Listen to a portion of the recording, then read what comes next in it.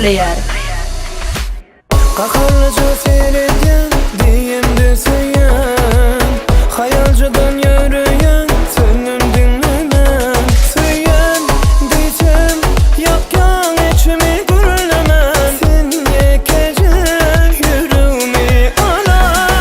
Dime söyüm o, ya sensiz men olamam.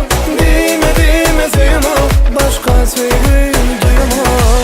Dime söyüm o, yar sensiz olamam. Dime söyüm o, başka sevgi duyamam.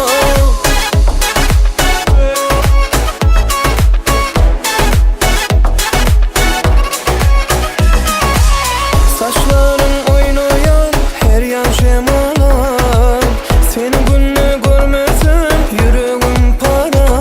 Söyleyen diyeceğim yakyan içimi gürlemen, sen yekecek yüreğim aran. Dime söyüm o, yar sensiz olamam.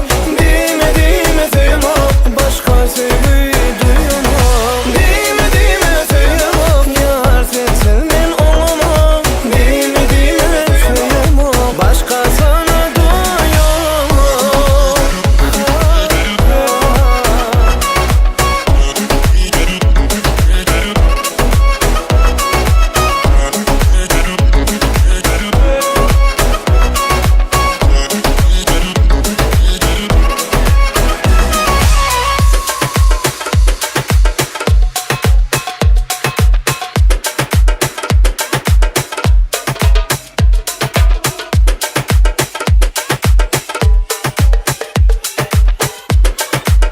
Chaynalanma.com birinci ekskluziv.